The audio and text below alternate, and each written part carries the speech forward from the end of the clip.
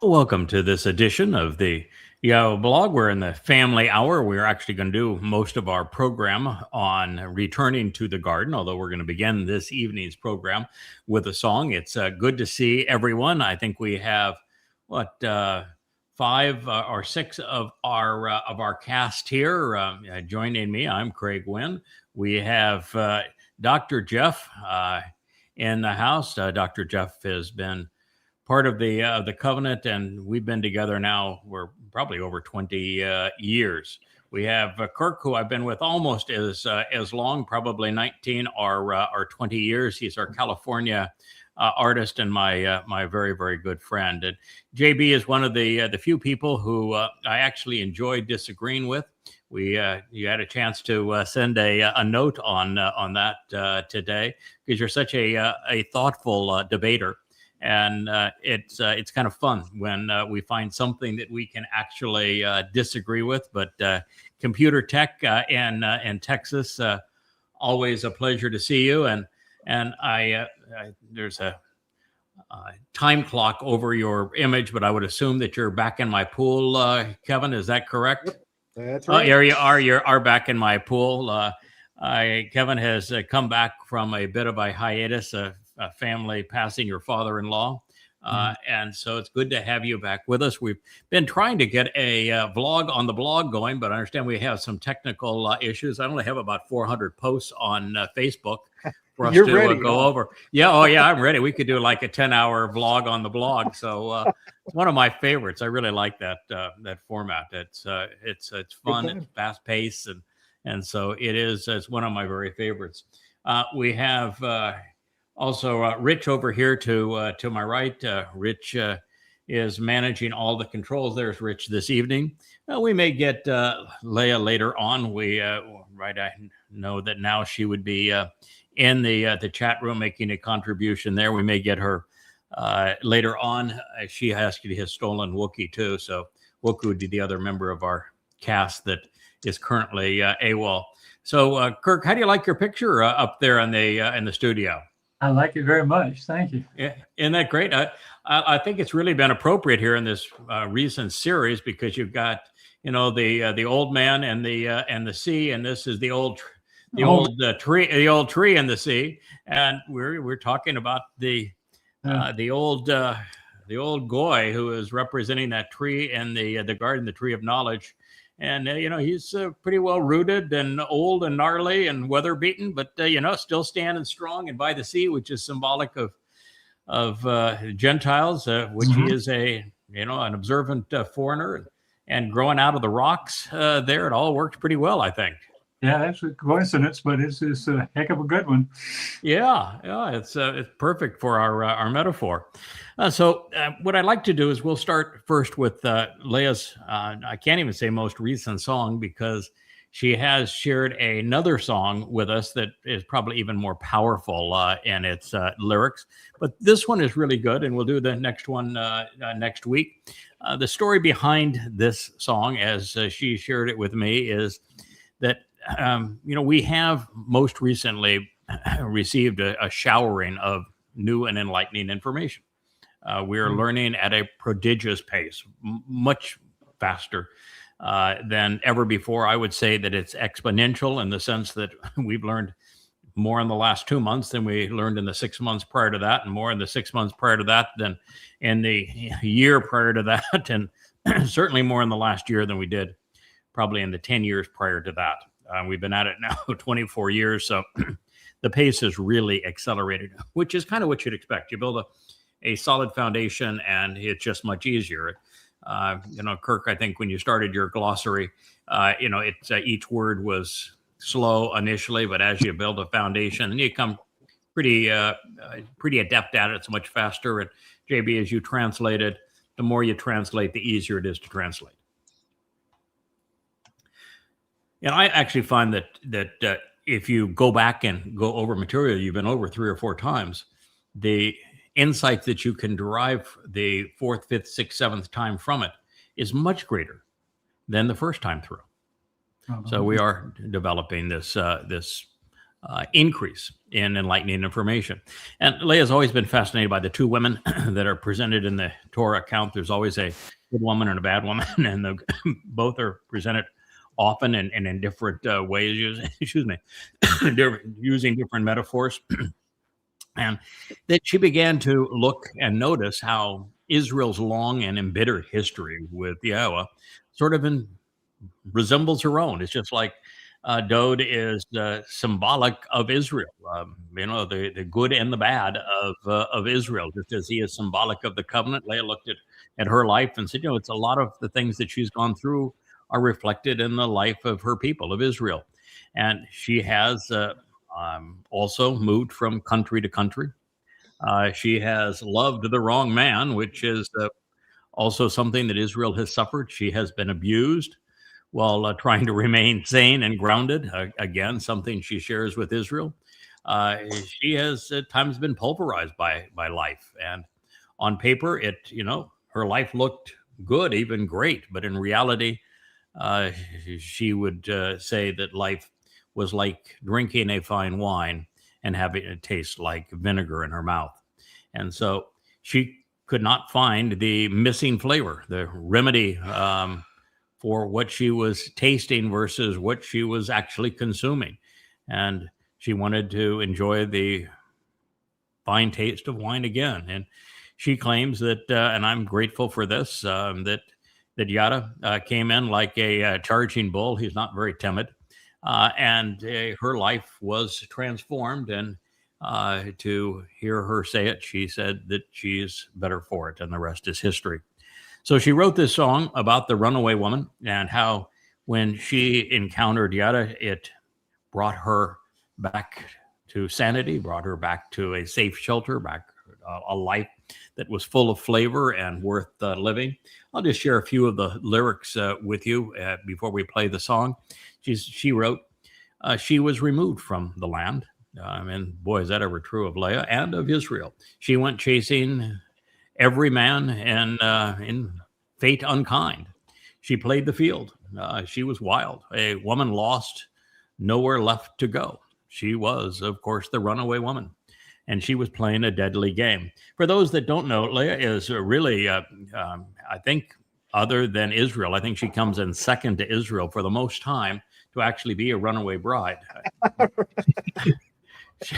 She did it. She did it 5 times. So, you're definitely looking at your watch if you're at the altar waiting for Leah.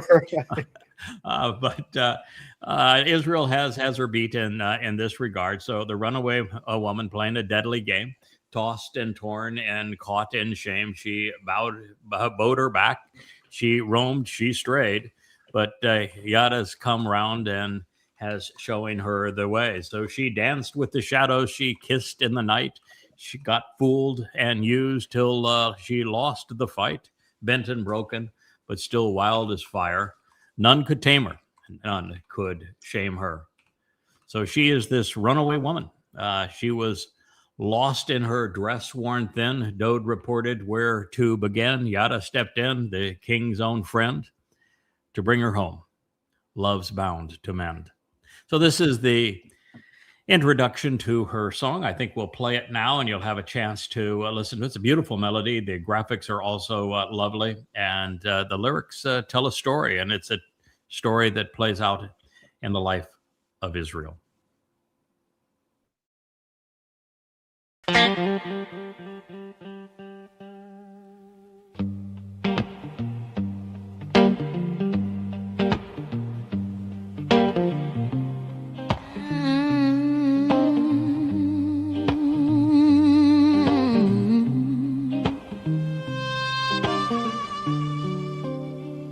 She was removed from the land when chasing every man in fate unkind.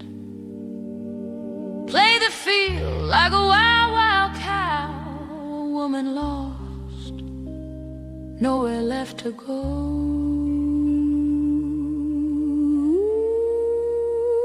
Runaway woman playing a deadly game, tossed and torn and caught in shame. She bowed her back, she roamed and strayed, but he had us come round and showing her the way. She danced with shadows, she kissed the night, got fooled and used till she lost the fight. Bent and broken, but wild as fire.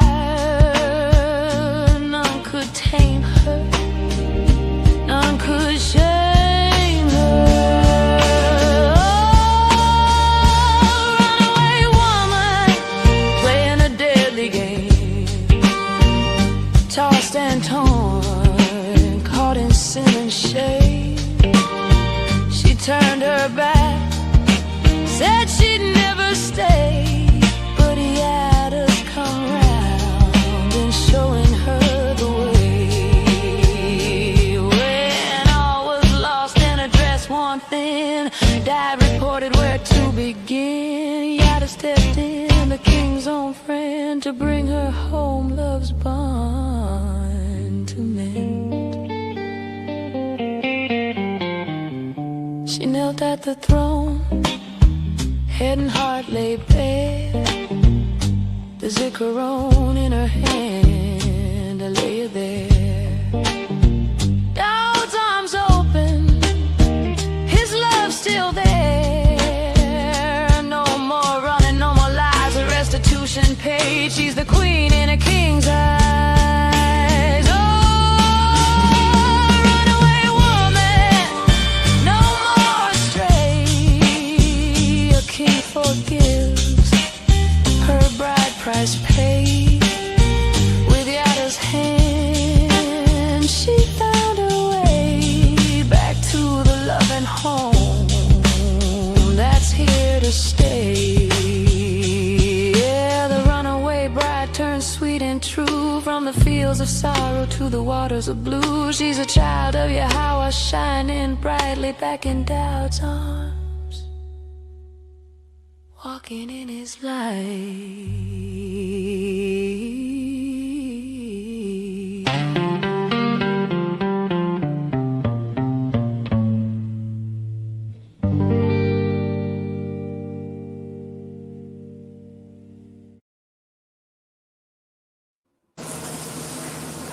Goodness, Great.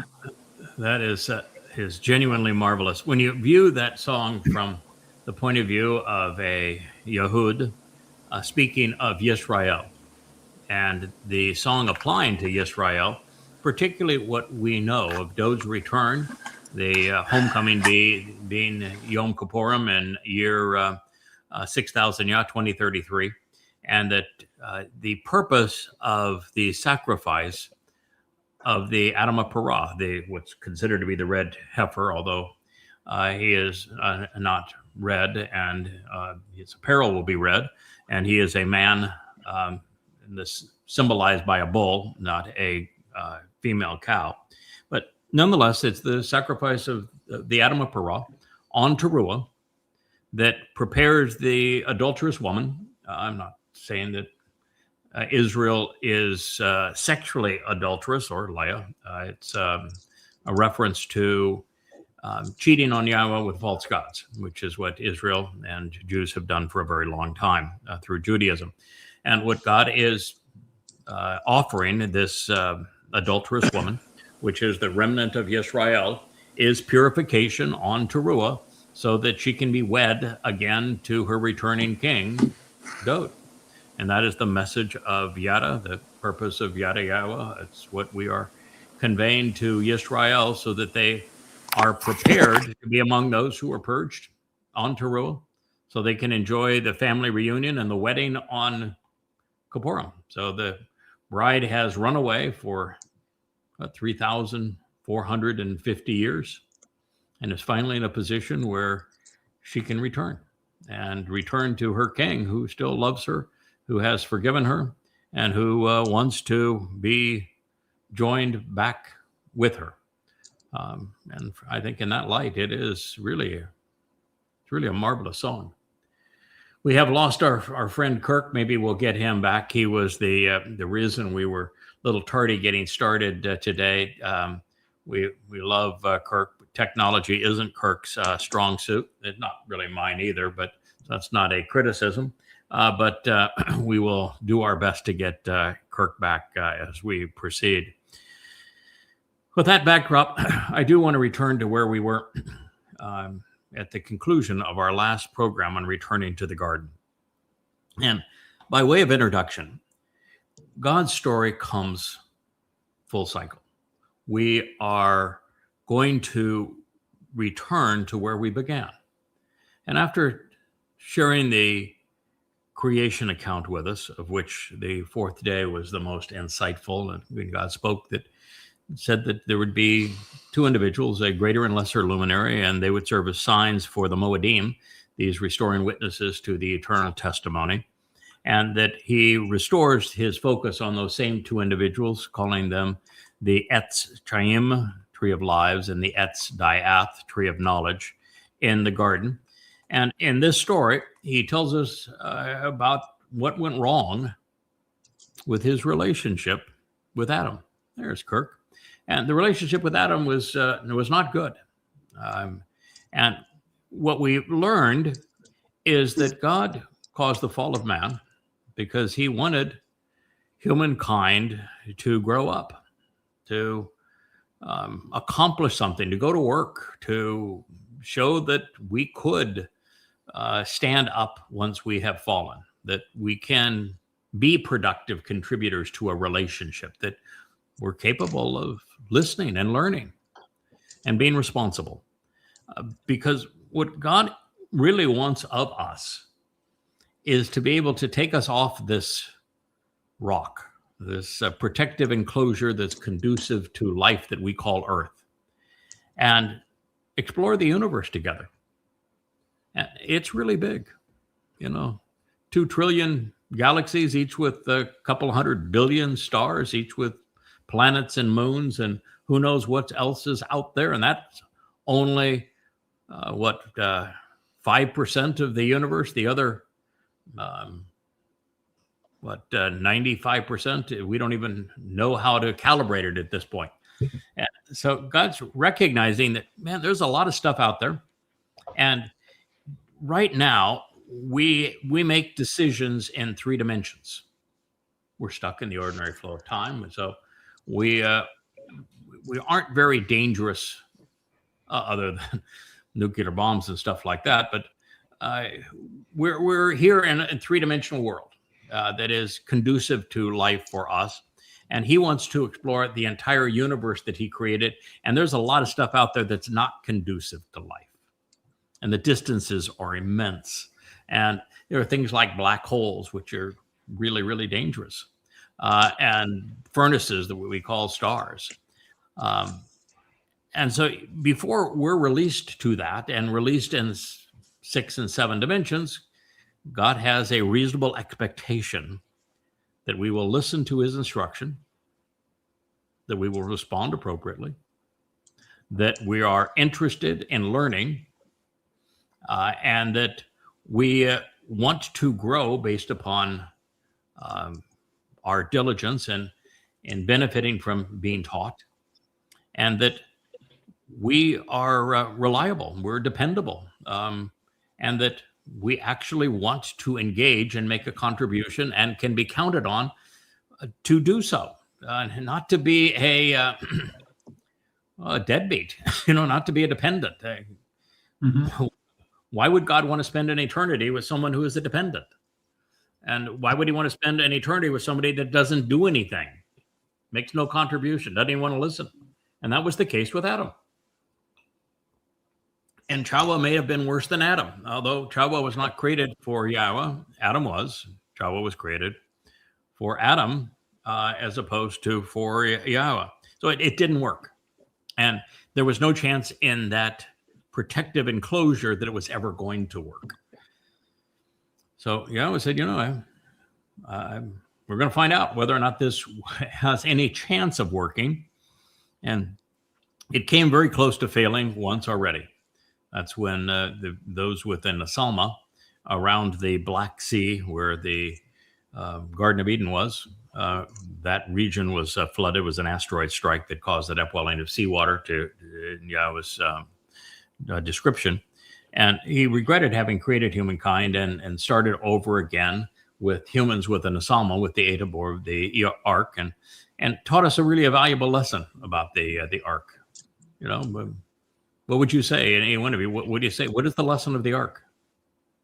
Well, there's the 8 in there, 8 people that he saved. There's I like the way it was designed. Quite frankly,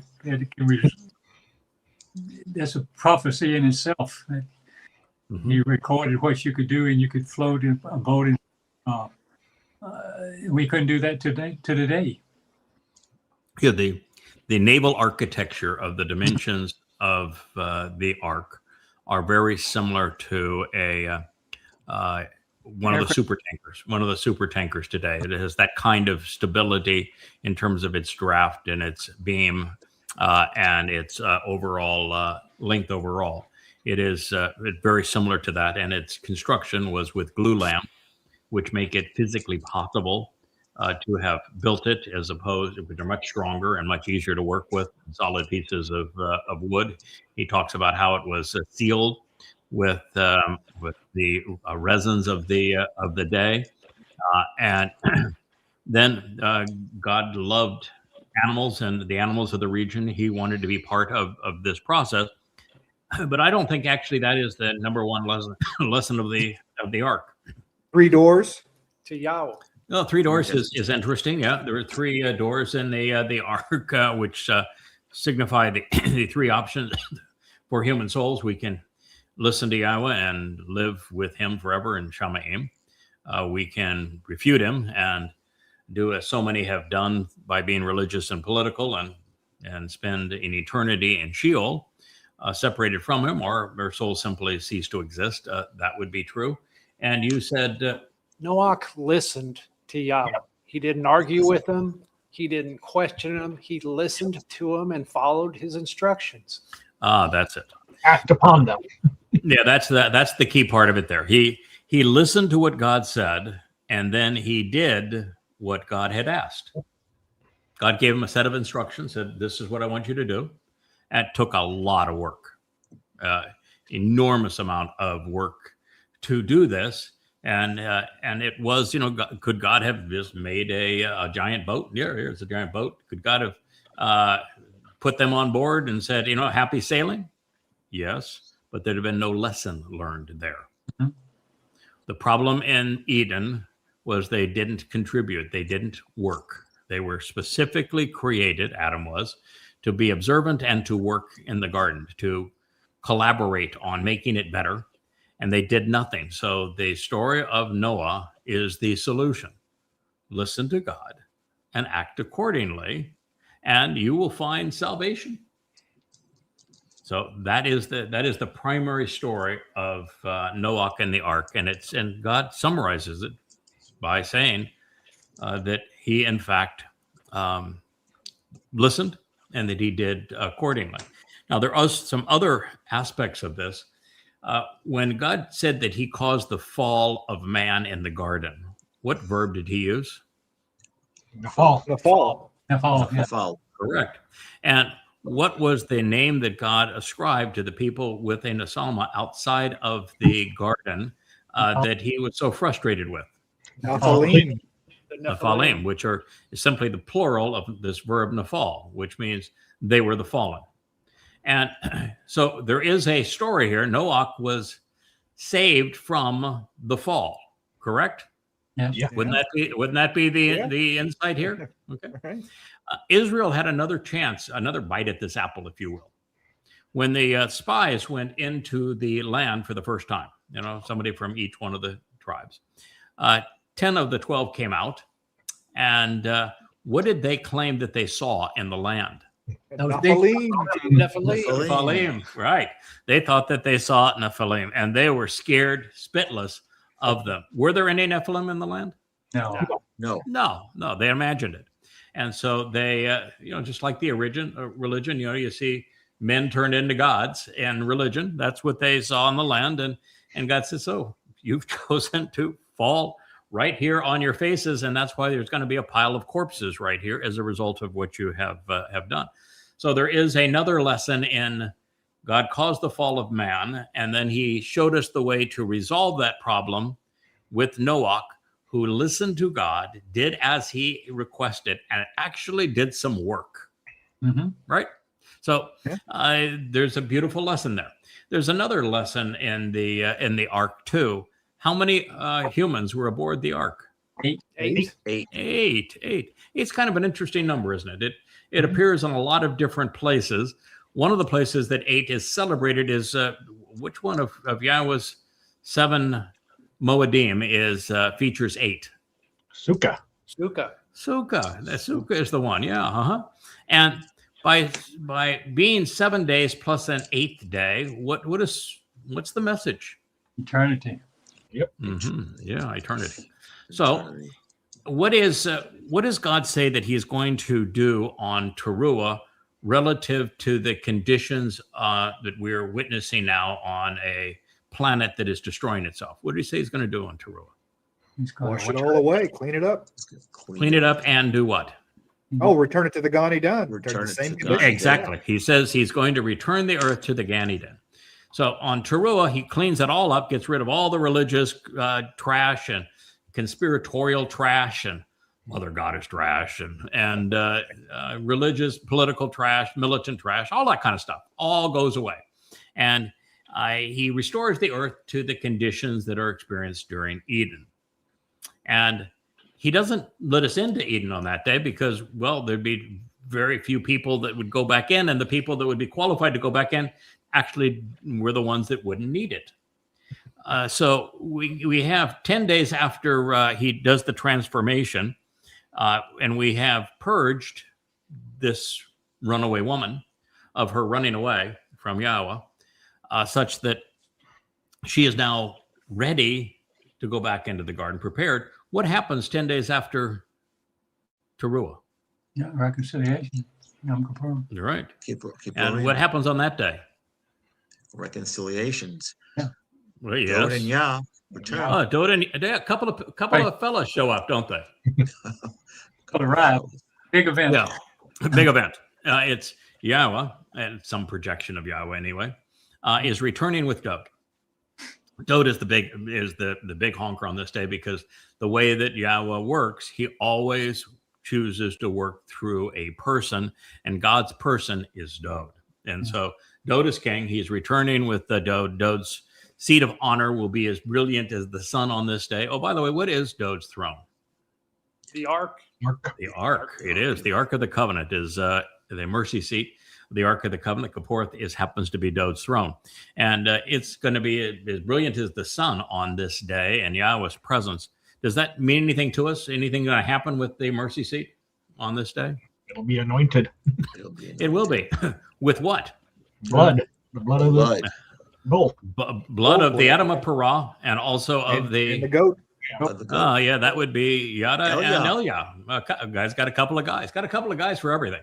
So Dod's going to do what he did as he's depicted anyway, when the Ark of the Covenant is brought back into Jerusalem, and Obed-Edom, a man from Edom, is responsible for the conveyance of the Ark back into its proper place under the tent of the restoring witness at this point on the Temple Mount. And Dod is then going to anoint it with the bull's blood and with the blood of the goat, the bull for himself, the goat for Israel. Pretty much the story of the Torah, right? Pretty much, yeah. And he'll be dressed as the high priest, just as he was in 2 Samuel 6. He'll also be, the rest of him will be dressed ready to go back into Eden, because I was wondering. that is the next step.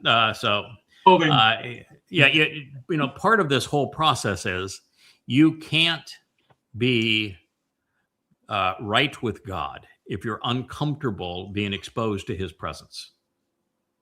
I mean, that's the message of the rest of Dod being in the altogether wearing nothing but a very, very big smile. He was exceedingly comfortable in God's presence, and that is precisely what is required of us if we're going to return to Eden. All right, so 5 days after Dode returns and he's betrothed again to this runaway woman, that's why it was a good song here. What happens then? They have to learn. They're cleansed, but they're not educated. Well, yeah, but and so the cleansed and uneducated remnant of Yisrael and a remnant of Goyim as well are allowed back into the garden on Sukkah. This will be the 7th of October in 2033, year 6000 Yah. They're allowed back into the garden at that time. And why then, what's going to happen then? Why do we have prophetically 7 days plus on 8th day? And why is it Eden? What's the story all about? What is the prophecy of the Garden of Eden that replicates itself with Sukkah? And how do we know that Sukkah is synonymous with the Gan Eden? So let's begin. Why is Sukkah synonymous with the Gan Eden and our return to Eden? Sakak, the verbal root, sakak. That is correct. Sakak is the verbal root of Sukkah, and Gan is based upon the verbal root of Ghana, and both of the verbal roots say exactly the same thing: sheltered, protected, covered, and therefore this protected and sheltered garden is where we are going back to, and God has made it very clear that he's returning the earth to the conditions of Eden during Teruah. And since Sukkah and Gan mean the same thing, it's obvious that's the date that we're being led back in. What was in the center of Gan Eden that might be there again? Two trees. Two Tree of trees. life and the tree of knowledge. Yeah, a couple of trees. Yep, the Eth of Chaim, lives, and the Ets of knowledge. Why would it be called lives? Why, everybody wants to say it's the tree of life, but it isn't. It's the tree of lives. Why would it be the tree of lives? 3 lives. Dode had 3 lives. Well, Dode has 3 lives. That's true. We get two lives. That's right. That's right. That's right. Because the remnant there is, if they're deemed worthy of the tree of lives, and we're going to talk about what would cause them to be worthy of the tree of lives, then they will get eternal life with Yahweh, and they will be released from this sheltered enclosure that we call the earth, and to explore the universe with Yahweh and inheriting it from him. So for them to do that, there has to be, the other tree has to be there, doesn't it? Mm-hmm. Yep. Knowledge. Tree of knowledge. And the tree of knowledge is described by Yashaya in the 11th chapter of Isaiah as whom? Yada. Well, He children. is, the Joder. Joder. Yeah, the Joder is. He actually says it's the Etza Diath, which is the tree of life. So the 7 of the 7 spirits of Yahweh, 2 of the 7 are Etza Diath, and the others all contribute to that. And so the Joder is the tree of lives, of knowledge. He is called by Yahweh throughout as para, productive. And God says that he grows from the Adamah. Have we mentioned anything that would be associated with an Adamah para? Productive, yeah. Yeah, that is the bloody red man of the earth, who is a productive bull that is sacrificed on Teruah to make it possible for these neophytes to enter the Gan Eden. And so the idea is 7 plus 1 is the way the Sukkah is set up. So you have the 7th millennia of man's existence from the garden. And that would be from year 6000 Yah, 2033, to 3023, 1,000 years later, where in this protective enclosure, we have 1,000 years working together. And God says there'd be 8 of us that are responsible for this. There's 8 specific people that are harvested on Shabuah, that are reminded of on Teruah and again on Sukkah. that there's 8 of us. It's actually the Choder plus 8, who are going to be part of plucking the fruit off that tree and feeding it to this mortal remnant in a way that prepares them to be like Dode. Yeah, make good choices. Yeah, to not only make good choices, but to work, Yeah, to be observant, to listen, You to always- learn, to become reliable, Mhm. to show themselves to be interesting and worthy of being released from this rock of life to travel the universe with Yahweh. We have 1,000 years to do that. And as many of the remnant of both Yehudim, Israelites, and Goyim who capitalize on what we're offering and teaching, and we're teaching more than just knowledge, we're also teaching a lifestyle of what it means to work, what it means to learn, what it means to fall and get back up again, what it means to be wrong, and then when you discover something that is correct, moving on with what that's correct and then building upon it. Doesn't mean you have to wallow all over but if you look at Dode, when he was wrong, you don't find Dode wallowing all over it or apologizing or rewriting his Mizmor. You just find Dode growing from it, say, well, it was great, let's move on from there. So it's 1,000 years to get that right. And we're going to start with clean slates. So I'm not going to anticipate how hard that job's going to be. In the past, it's been impossible. But I think we're going to be really well prepared to do this. And in the past, too, there wasn't the example was only among us. Well, 70 years in the first life, of which we only got to know 62 of them with Dode in his first of 3 lives. There was the only one that wrote about Dode in his second of 3 lives is Dode. So he shared some aspects of it as we filled Pesach, Matzah, and Bakurim. But Dode's going to be present, and he's the exemplar. And let's talk about Dode for a moment, because Dode is the very thing that Adam was not. And that is the lesson that the world needs to appreciate about Dode. Adam did not listen. Dode did. Adam did not learn. Dode did. Adam is not shown engaging in conversation with Yahweh. Dode did. Adam is not shown doing anything and making any contribution. Boy, is Dode ever the exemplar of that. I mean, he unified Israel,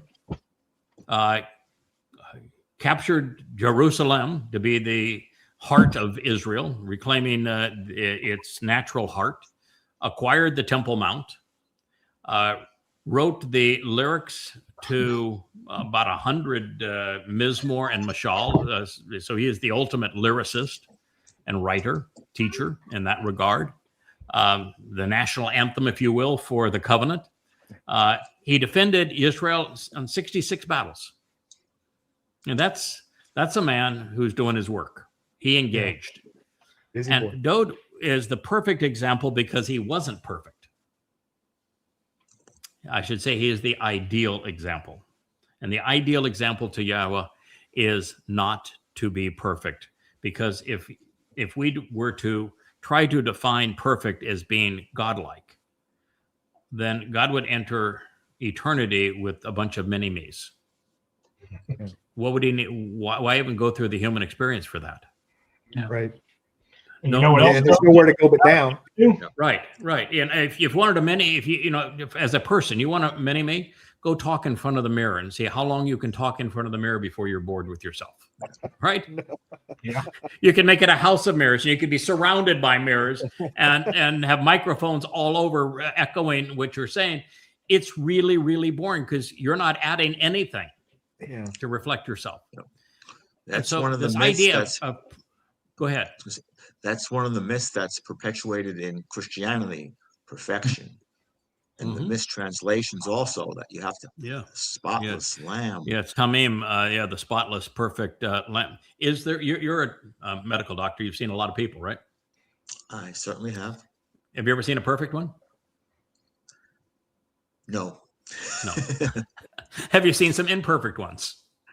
Yeah, usually the question you ask sometimes is, what brings you here today? What's wrong with you? But many of my patients, you have to ask them, what's right with you? What do you understand? What part of you is working? So, The other fact that that Adam did not is when he made a mistake, he owned up to it. absolutely beautifully. Adam immediately took, not me. Not me, man. It wasn't my fault. She gave it to me. In fact, Yeah. it's your fault. You gave her, You gave she her gave to me, you. so it's your fault. And then she gave it to me, so it's your fault. that's a great point, JB. Accountability. I've never Accountability. heard once where Adam or Chawa took responsibility for anything. Dode did, man. He manned up. Mm-hmm. And when Yahweh said more than any other attribute of Dode that he was Sadak, right? Mm-hmm. And he was vindicated and vindicating, and yet Dode said, I have more flaws than I have hairs on my head. Is there any chance that God is looking for perfection? No. No, did God say, this is my chosen one? This is the man that I'm calling my son. I'm saying I am his father. I'm anointing him as the Messiah. I'm bringing him back as king of forevermore. He's going to be Elion in my presence. He's going to be the very influence of God. And yet he wasn't perfect. Because God's not looking for perfect. Because, well, if he was, he'd be really lonely. And he'd be bored out of his mind if he actually got it. Yeah. So he was never asking for Adam to be. Adam was not thrown out of the garden for being imperfect. No, just do something, guy. God, do something. Make a contribution. Show that you can think. Yeah. Show that you're reliable, so that if you do make a mistake, you can own up to it, right? And he didn't. Dode did. Dode engaged. He made a contribution. In fact, you can't have a better there is never been a more wonderful, loving, courageous contribution than a man saying, I know what I should do. And what I should do is I should come back in the second of third lives in year 4000 Yah 33 CE, and I should serve as the Passover lamb. Wow. And I'll let my body be killed as the Passover lamb, and then I'll do the hardest thing ever. I'll carry everyone's guilt into Sheol, and I'll deposit it there, and then I'll become the living embodiment of what it means to be Bikorim. And only then is it appropriate for me to return as king forevermore and lead this remnant of Yisrael, because, well, clearly I will have earned it, and I will have earned their respect. It doesn't get any better than that. It's the greatest gift bequeathed upon humankind. It is. And was Dode able to come to that by divine download? Hardly. No. And as a matter of fact, every time we read about it, it was Dode who said, I want to do this, and that he convinced Yahweh that it was the right thing to do. Mm-hmm. Now, I'm positive that Yahweh recognized in choosing Dode that he had this in him, and that I think he recognized it would happen. I'm always cautious, though, in not doing what so many want to do. They want to pretend that God knows everything. But if he knew everything, this whole experience would be a waste of time. Yeah. Yeah. He specifically has to know how it all ends up. Otherwise, we don't get there. But the way we process it and get there has to be entertaining for him. Otherwise, there's no point to it. So I'm not certain that I'm certain he didn't give Dode the download. I know how Dode figured out that he should be the Passover lamb, because I figured it out for him. And if I figured it out, he could figure it out. And so he made that, he listened to God. He thought about it. He manned up. He said, I'll do this. And he did. And he did the hardest thing of all, I think. I don't think the hardest part was actually serving as the Passover lamb or going into Sheol. You know what I think the hardest part was? What do you think, Kevin? Oh, I was going to say matzah. I going into Sheol with matzah, I think would That's the thing that would scare me. Anything else, I think I'd be okay with. But what do you got?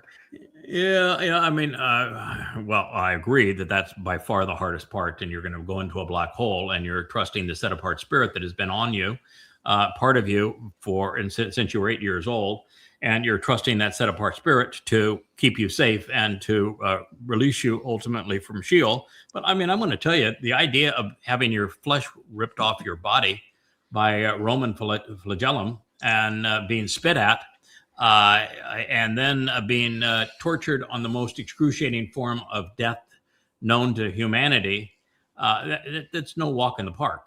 No. I actually think the hardest part was him having to witness what he was going to do 1,000 years before he did it, and then write about it. Can you imagine writing about the pain of crucifixion and the anguish of going into Sheol, and witnessing it and writing about it 1,000 years before you would endure it? No. Wow. I mean, somewhere along the way, wouldn't you say, maybe we come up with a different plan? You think that, You have an al- if I write it is there an differently, alter- does it happen differently? Yeah. Yeah, is there an alternative to this plan? Actually, it's a brilliant plan. It's such, I'm sure Doe didn't say that, because it is really a brilliant plan. And the brilliance of the plan is that by enduring what was less than 48 hours, but we'll call it 2 days of hell, Dode earned our respect and God's respect for eternity, and is responsible for all of us being able to enjoy eternity, is directly because of what Dode did. So if you look at the cost-benefit analysis, you and I had a discussion about cost-benefit analysis not all that long ago, and you look at it, and the first thing you come to is, well, the cost-benefit analysis of Dode enduring these 2 hellish days versus the dividends it would pay for everyone, including for God, and for all of us who are going to be there. It's a pretty good call. You know, Craig, somebody this week accused us of being paid. Yeah, being paid. Well, I want to know which one of us is paid, by the way.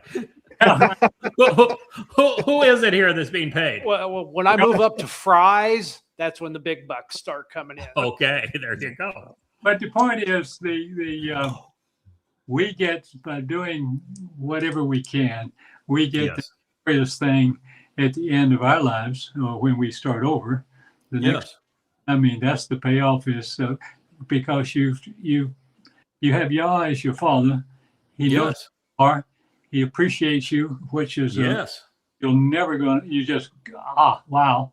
Yeah, you're never going to live to forget the idea of recognizing that forevermore, Yahweh, the creator God of the universe, appreciates what we have done. That's best compensation ever. Well, he's also giving us the universe. We're inheriting that. That's pretty good. Yeah. But we also get the satisfaction of knowing that every single person from the Dode's time all the way for the next 1,000 years, every single person who gets to spend an eternity with Yahweh and gets off this rock will have done so because we decided that we wouldn't be like Adam, that we would listen, we would act, we would learn, we would engage, would make a contribution. And it's that contribution that, just as Dode paid the price, nobody knew he paid the price until we shared it. And so we get the satisfaction of knowing that every eye that you look into forever, those people are there because of what we have done. Comes through Yada Yahweh. Yeah, absolutely. Absolutely. They're all there because talk about a sense of satisfaction. So Dode gets it one level above us, but it isn't that big a difference from where he is to where we are in terms of that satisfaction. To elaborate on what Kirk said, had a discussion with you earlier, Craig, about the imbecilic post about being paid. It's actually a gift, the gift of Da'at, the gift of Binah, and the investment of Shemayim. Yes. That's absolutely. That's what this is about. Yes. And there is payment, absolutely, because God is quite clear that we are receiving an inheritance. And the inheritance that the 8 plus 1 are receiving in particular is the inheritance of being able to birth God's covenant family and offering it to his son. If I may, Craig, you mentioned that in your opinion, that the hardest thing Dode may have had to deal with is knowing 1,000 years before it was to transpire what was going to transpire. How has it affected his herald to know approximately 9 years before to discover what is going to happen on Teruah in 2033? Yeah, it was it's sobering, is what it was. It was humbling. It was sobering. It was Jeff. I think what you know is that, and all of you would know this, that I really enjoyed being anonymous, and the only really bitter blow that I've had in my ongoing now 24-year relationship with Yahweh is when we came upon Choder for the first time, as I was writing the observation series of books. And when we came upon Choder, it was obvious who God was talking about. And now we know, because he's also the tree of life, so it's even more obvious now. And at that moment, I realized I'm not going to be anonymous. And the reason that was such a bitter pill, people clamor for fame in this world. But I had known what it was like to be famous, because I had taken 2 companies public. I lost my anonymity and became a target. And I lived in my second company when I took it public in a small town, Charlottesville, Virginia, where the University of Virginia was. We had by far the most people employed at my company. It's called Value America. And you couldn't go anywhere without being known. And being a public figure is really uncomfortable. I mean, I had a 14-page cover story in Business Week written about me. They didn't get anything right other than spell my name, but it doesn't change the fact, as a public figure, people can say whatever they want to about you to fit their scenario. And it's blistering. It's a horrible experience. If God had told me when we first met, by the way, you're going to do this, and you're going to be a public figure in doing it, I probably would have done worse than Moshe did, and just walked away and said, "Nah, you got the wrong guy here." So that was a bitter pill. I will tell you that. And then you get to the point where there's hundreds and hundreds and hundreds, countless hundreds of these affirmations. And somewhere along the way, it's just, you need to man up. God, what you have to say is that God expects more of you than you thought you had to offer. And he's trusting you to do this. He's going to give you the people to support you, and you're going to get it done. It needs to be done. And this is the job, and just man up. It's a limited period of time. You can do this job. And I was good with that after a while. And then I'll never forget when I was reading back in Yeshaya about this, now the 17th chapter, coming to appreciate more of what it said, and there was Parah there. This tree is fruitful. There's Parah. I said, "Oh my God." Leah was with me, and she says, "You know what this means?" I said, "Yeah, I know what it means." And just immediately, we went to Numbers 19, the Adam of Parah. It means you're it. And then it wasn't that moment that I realized how brutal it was going to be. But now I've read the prophecies. I've seen the event. It's every bit as brutal as what Dode endured.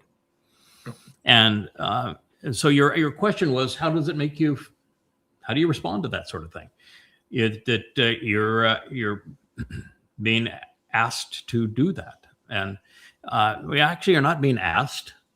You're not, Dode volunteered and sold God on the process. I stumbled upon it.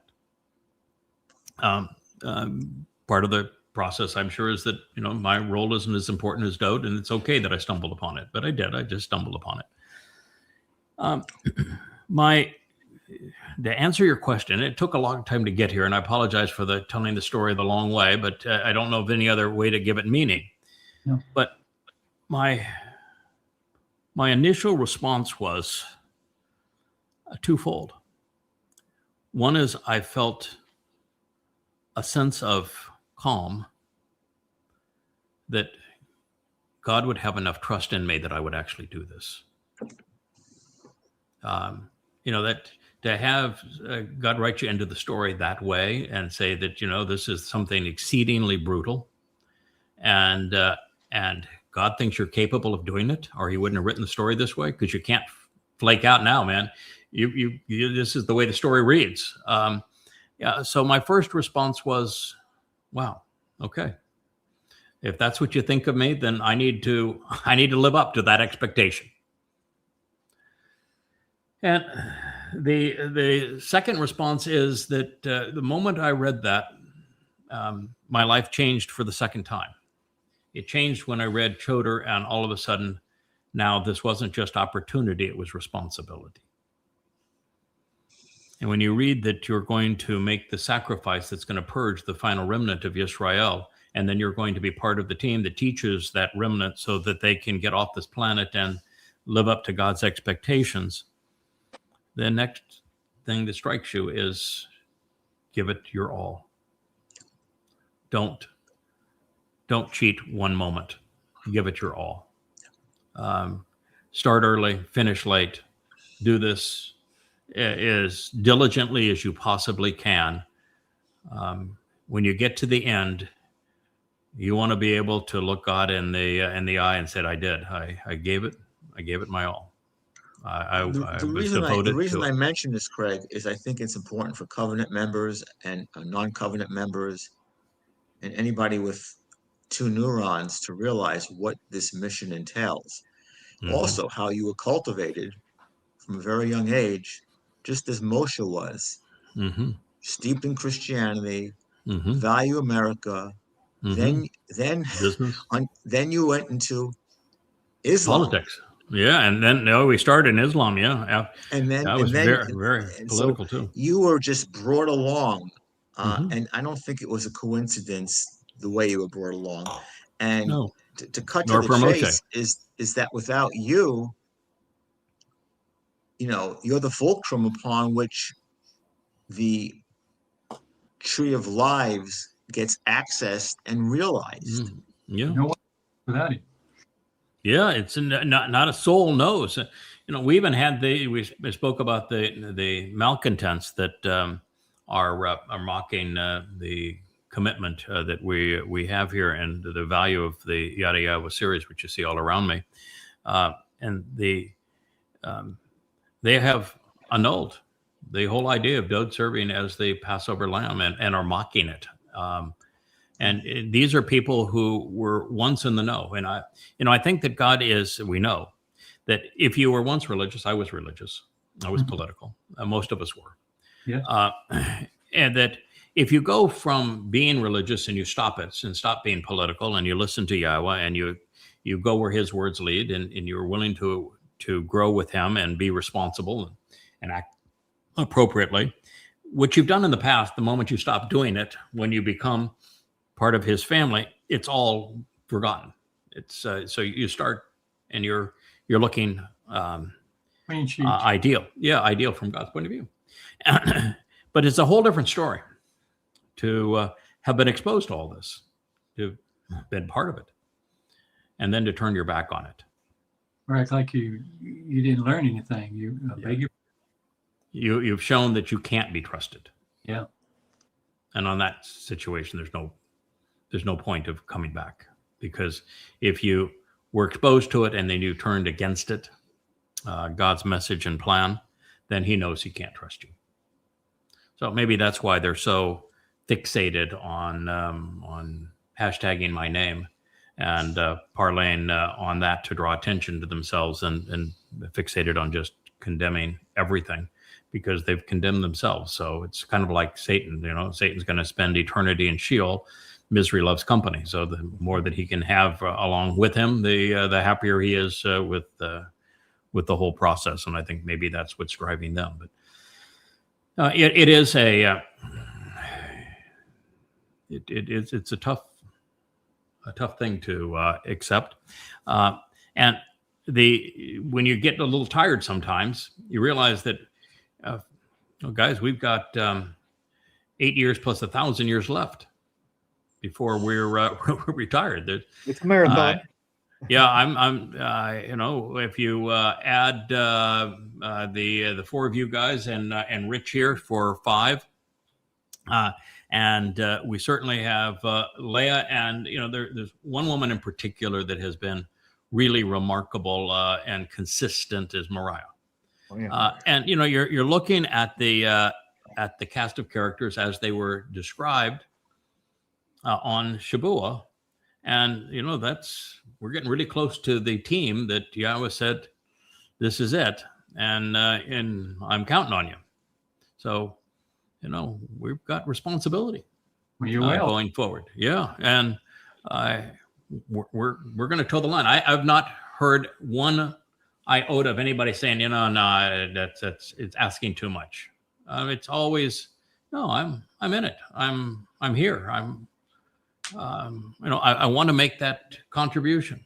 We have others that are really exceedingly helpful.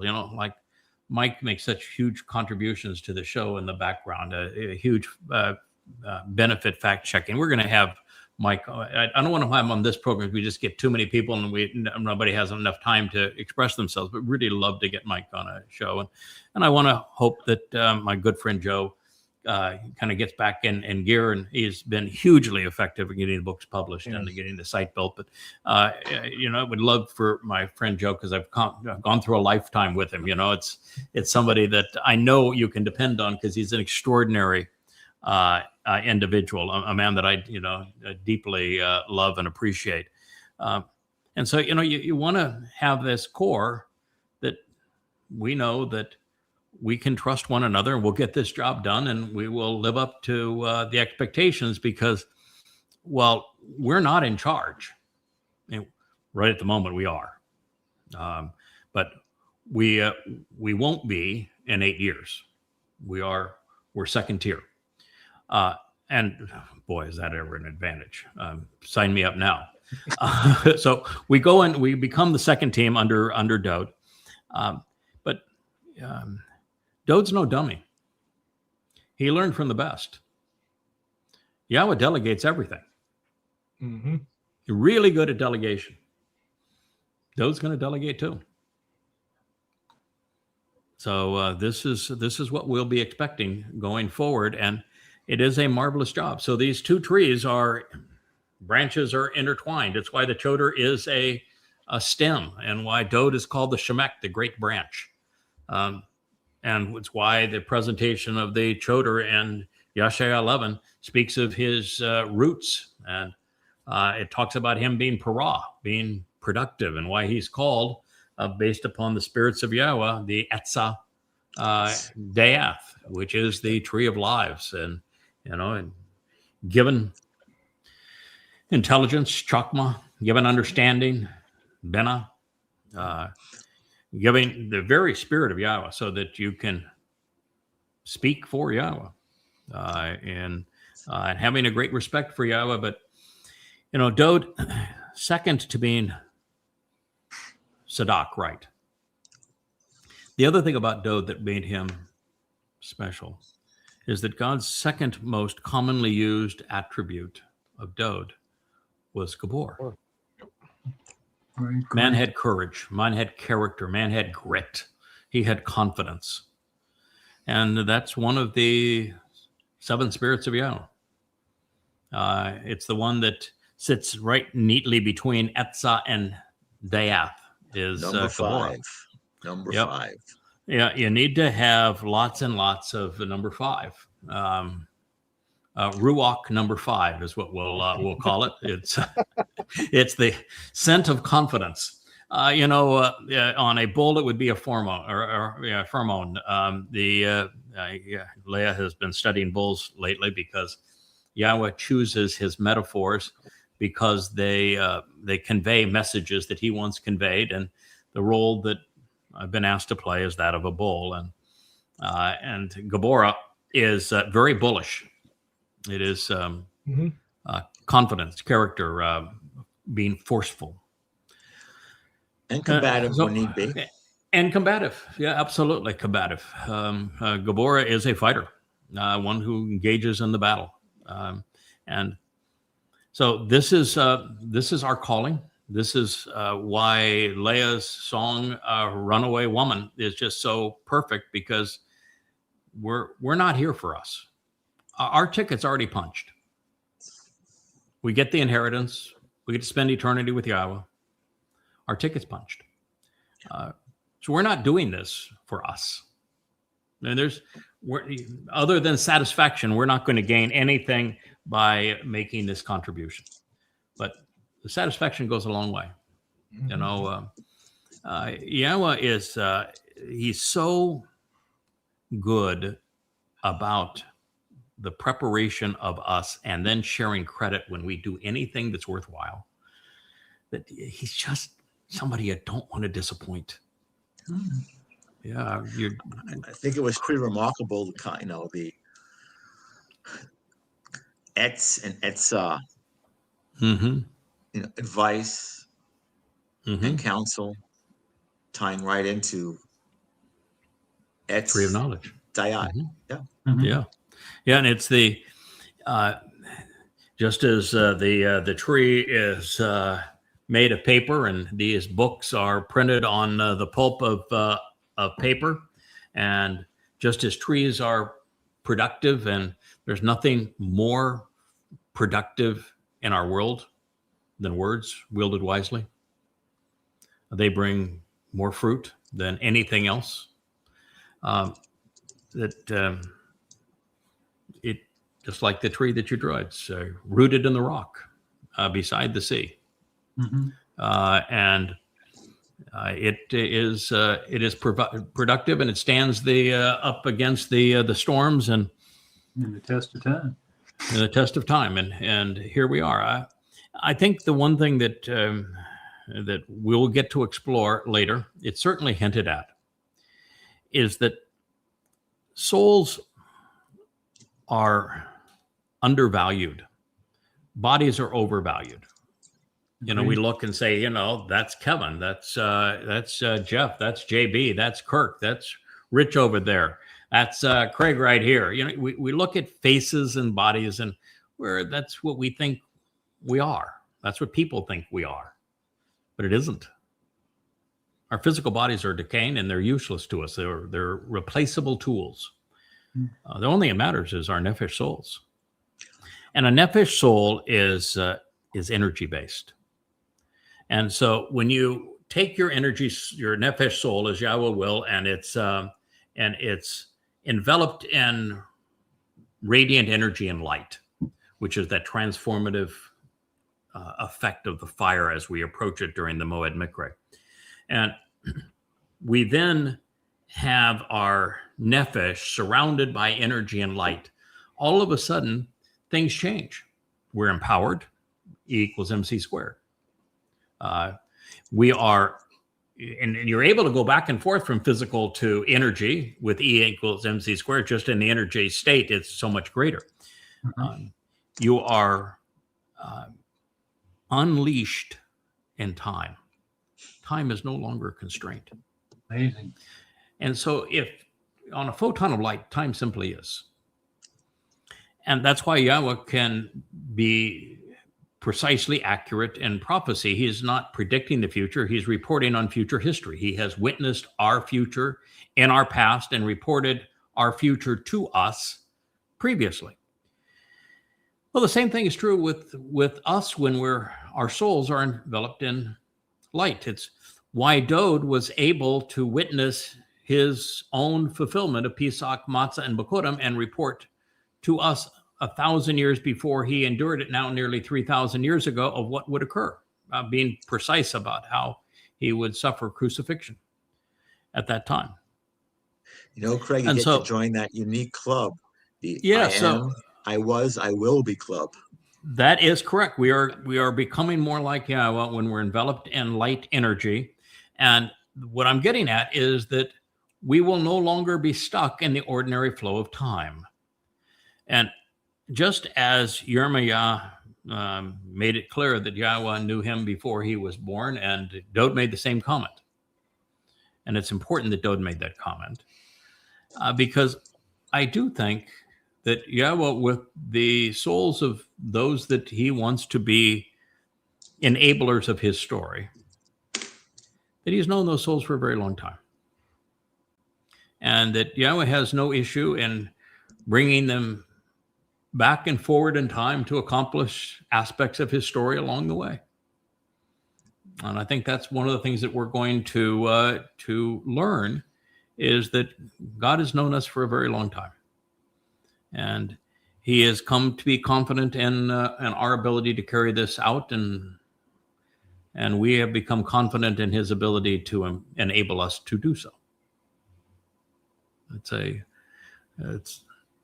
a marvelous collaborative effort.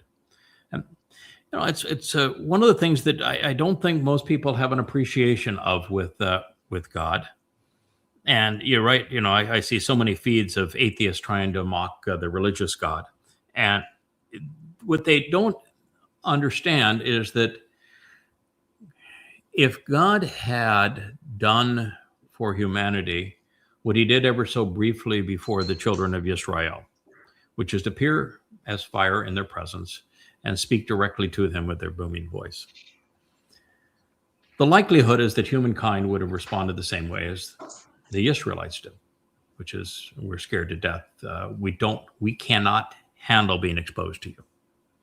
That's just the whole story of the naked in the garden, before and after ignoring God's advice. Before ignoring God's advice, they were comfortable being exposed. Dode was comfortable in God's presence. He was comfortable being exposed. They were not comfortable being exposed to God. They thought they were going to die. And I think humankind at all, seeing Yahweh, would run. I don't think you actually become comfortable with God until you remove him from a pedestal. You don't remove him. You don't see, which you say, you don't see him on a pedestal. Mm-hmm. When you start seeing God as an enabler, as someone who is working with you, someone who is supporting you, someone who's trying to help you get this done, as someone who is approachable, then you start feeling comfortable in his presence. And this is, such an essential part of where we are and what we're trying to do, is to convey that sense of confidence that we're comfortable in God's presence. We're comfortable with who we are, what he wants to achieve with us. And over the next 8 years, and then 1,000 years after that, we are going to get it done. And, I'm just thrilled at the pace too that we can learn. Look what's happened these last few months. No joke. It's so exciting to be where we are and to have so many things fit together so beautifully. And yet there've been, challenges. I'm struggling from a little glitch. Rich has he was a great musician, and now the hands don't work like they once did. But It's only a matter of time. It's only a matter of time Everything's making it go. And Kirk, you're got a great smile there, but you're a little under the weather at the moment. And we all have our aches and pains. Dr. Jeff, you came out of a pretty tough period not too many years ago. Correct. Right? We've all had them, and even JB, you've gone through a rough patch here and there. Yeah. I know I have. Mm-hmm. And it's part of proving that we can get up and have the wherewithal to get going and show that we're reliable. Craig, you just described, in a loving way, Yah is just the penultimate Abba, the penultimate Mhm. Father. He is. absolute Yeah. antithesis of a Baal, and Mhm. and the ridiculousness of resurrection, the body. Oh, yeah, It's it's the just souls. Yeah, it's the soul. The whole Christian concept of a resurrected God in an empty tomb is ludicrous. I mean, the last thing you want is to go back to a body. What you're trying to do is be free of this body. The universe is not accessible to anyone in a physical body. You can't even send a physical probe out to the next star. It's just never going to get there. They're touting, well, there's, possible that there's life on a planet kind of like Earth. Maybe we think possibly that's, 40 light years, or maybe it's 20 light years. Okay, well, that's 400,000 years to get there at the fastest we could possibly go, being exposed to cosmic rays all the way. And oh, by the way, people don't live 400,000 years in their present bodies. So what on earth are you talking about? Why even discuss the possibility that it's out there when you can't get there? And so long as we got physical bodies, we have to get rid of these things to be able to soar with Yah, which is why the whole process that God is offering is so marvelous. And that's the payment. That is the reward. That is, and we're not doing it for the payment of the reward. We're actually doing it because it's the right thing to do. Yeah, it's fun too. And, It is fun. Yeah. I love learning, the translations, and then when you get to now in real time, we get to share. Yeah. It's really cool. That's my favorite part. I know, JB, I told you that when you started translating, that you would probably find the same thing I did. You can't just present the translation. People have had access to the material for 3,000 years, and it hasn't made a tinker's damn worth of difference. It's what you can learn from it that matters. And as soon as you've done the translation and you've seen insights and made connections, the part that's burning in you is to share it. Yep. First thing you want to do. The first thing you want to do. And it's your job is not complete until you have done it. And that's the joy of the whole thing. And that's actually what God is looking for. He is looking for us to have this sense of adventure through his words now, and his willingness to engage. And, all the way through, he is constantly calling Moshe and Dode, for example, these are my coworkers. That's the thing I was trying to get to a moment ago, is that God is not going to be this big booming voice to get our undivided attention and perform a bunch of miracles, because if he did so, he would be undeniable. What good is that? Then there's no free will involved. Everybody's either going to be intimidated or run away or say, well, do me. Yeah, do me. But no, he's got to prove his existence, which he does through prophecy beautifully. Then give us a roadmap as to how to get from here to there, and then trust us to navigate it. And once we find those directions, to have the compassion towards others to share what we've learned, and recognize that we have to have courage to do it, because man doesn't like God very much. Man's much more comfortable with false gods. Men are much happier listening to men lie to them than they are to have God tell them the truth. And so God has chosen, from that experience, he announced it with the children of Israel. He says, I'm good with that. I will not speak directly to you again. I will not meet with you directly again. I will work through people. And all along, he has found people that he thought was interesting to get this job done. And here we are. So, somebody wants to say, there's that whole cult out there that wants to, their whole purpose now is to say, not you, not true. They're not offering anything other than negating not you, not true. But the fact of the matter is, this was the only means that God had under the plan that he outlined to get us from here to there. And he's gone 3,000 450 years without a relationship with his people. They erased his name. They negated everything regarding his beloved son. They have treated him with tremendous disrespect. They've foregone the covenant relationship because they preferred to be religious. You know, Craig, to do what's right as opposed to doing what's popular and convenient is the bane of human existence. Yeah. Nobody in this almost 3,000-year period has done the deep dive that you have done. I know I talk about it with Leah sometimes. It's like a lazy way to do analysis of what's been around for all this time. And then It's always been there. It's just no one has done what we have done. yeah, but you need to have that Ruach number 5 in order to pull it off. Because you're going to have so many darts and arrows flung at you. It's etc. You know. Yep. And that's part of it too, because God chose the Israelites. They rejected him. He has a fractured family. He has dealt with a fractured family from the beginning. And so he has now 6,000 years of dealing with fractured family, 4,000 with Israel and 6,000 overall with humankind.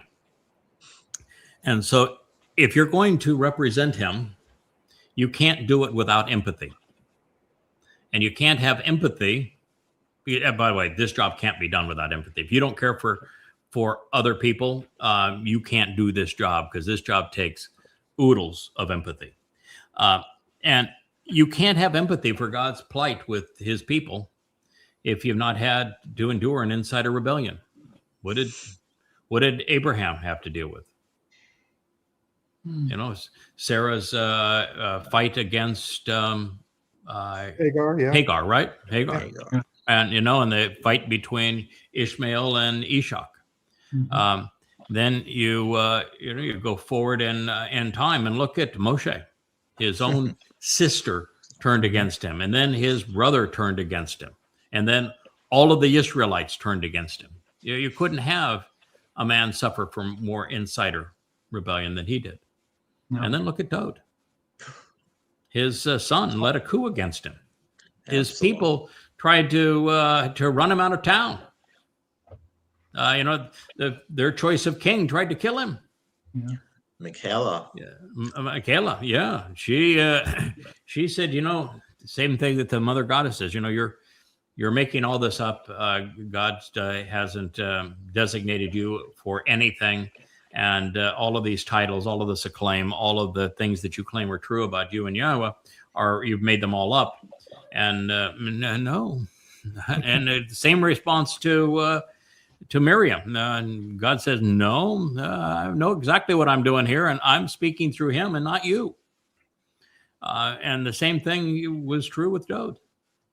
And so until you have an insider rebellion, you're just not going to have the empathy to do this. When God announced his divorce with Israel, who did he announce his divorce with? Hosea. No, what was unique about Hosea among all prophets? He married Gomer. Gomer, yeah, more the temple prostitute, yeah. A religious prostitute, right? So if you're going to have a guy that's going to have empathy for what it's like to be married to a religious whore and in Israel, wouldn't you have the person that's going to pronounce your divorce marry a religious whore so he'd have empathy? How come Israel never figured that out? Why does Israel not understand that the adulterous woman of Numbers 5 is them? Because they're religious. The whole introduction to that is goddamn religion. Goddamn religion. How do you not get it? When the Chodar is finally introduced in Isaiah 11, the first 10 chapters of Isaiah are all goddamn religion? You guys are disgusting. This religion of yours is repulsive. Mm-hmm. And they play it. Oh, that's not us now. Yeah, that's not we. That's not us. Craig, how about how brilliant Yah is in that he brings it full circle. It began with the Goy. Excuse me, the chosen people, Yehudim. It's the Goy who brings them home. It is. It's just so amazing. The Obed, Obed-Edom. obviously, Adam Esau. and Chawa were Goyim, not Yehudim, and obviously Noach and his wife and his sons and their wives, they were Goyim. They were not Yehudim. And then we're dealing with Abraham and Sarah. They're from Babylon. They're most certainly not Yehudim. And Chaldeans. yeah, they're Chaldeans. They're Babylonians. And then you finally get to Abraham, and God is saying that we're going to create this covenant, but the first son of the covenant, he's not Yisrael either. He's Jacob. He's giggles. And then you go and Jacob has a couple of kids, and there's a family reunion. I mean, a family split right there. The eldest son is kept from his birthright by a conniving mother. Yeah. Those mothers. And Esau, his mother cheats him out of his birthright. And so fractured family again. And then it's Jacob that gets the blessing. And then Jacob has the 12 sons of become Yisrael. But boy, did he ever have a fractured family. I mean, look at all of the antagonism and infighting between his wives and the concubines. And then when the kids are finally off on their own, they go and sell one of their brothers into slavery, and they go and trick the neighbors into being circumcised. And once they're hurting from circumcision, they go and pummel them and rob them. I mean, this did not start off well. And then you have the Exodus, and they all want to tell God to go to hell. We don't ever want to see you again. We don't want to hear from you again. We want to be religious. We want to go back to Mitzrayim. It's been nothing but a disaster. But you're right. Every person in God's story, early in the Torah, all the way through, you get to the point of Jacob. And Jacob himself is not a Israelite either. But it's only his sons that are called Israelites. And so everybody prior to that is a Goy. Yeah. And the Israelites were chosen for the covenant, except for one thing. They didn't choose God back. They didn't choose back. And God said that he searched to find a single person among the Israelites that would listen to him. And you know how many he found over this chasm of time? Zero. Yeah, zero. The last was Mikael. Not Mikael, but Malachi. Malachi. Yeah, Malachi. Thank you. My messenger. Malak, and it said Malachi would be my messenger. And so Malachi, Yoel, Yahweh is God. Zechariah, the most memorable of men. Those were the last three prophets. And after them, we have 2,500 years, and God said I couldn't find a single one, not one. And so he has gone full circle, just like we began in the garden, we're coming back to the garden. He started with a Goy. He's going to finish the story with a Goy. I mean, and that's why he presents, the story of the observant foreigner, this Nachri. We always think, well, it began because our first recognition of it was in 2 Chronicles 6. So we always think it's Solomon's speech on a teruah in front of the first temple, right after it has been completed and it is now being dedicated. And he speaks of the role that this observant foreigner is going to play in the last days to bring Israel home. And that's what we always think that's the introduction of Hanachri, one of the most important prophecies that's given by God. But that's not where he first appears. You know where Hanachri is first introduced? In Genesis. Devarim 29? Devarim 29, that is correct. Early part of the In the Torah. Deuteronomy, the 29th chapter, is where the Hanachri is introduced, which is why Solomon did not have to explain who he was to the children of Israel. He's right there in the Torah. And so God told Israel that he is going to come full circle. The 18th chapter of Devarim, Deuteronomy, is all about Dod. Dod's the man. And we're going to accomplish this through Dod. And he even begins the Torah, the first chapter. You can't get earlier than the first chapter of the first book of the Torah, right? And he's telling you the story about the greater and the lesser luminaries. Yeah. They're both, from God's point of view, terrific. But the greater luminary, Dode, and the lesser luminary reflects his light. They both serve as signs of the Moedim, of the restoring witnesses to the eternal testimony. It's obviously prophetic of these two individuals, then the work they're going to do together. And then you turn to the second chapter. That's about as close to the beginning as you can get again. And he's introducing them again as the two trees in the garden. Wow. With Dode being the tree of lives and the lesser luminary being the tree of knowledge that leads you back to them.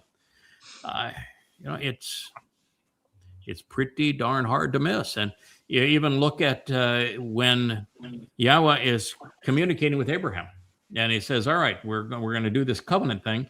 And the first meal that they have together is, God says, here are the fellows that are going to make all this happen. And he has the ram, the bull, and the goat.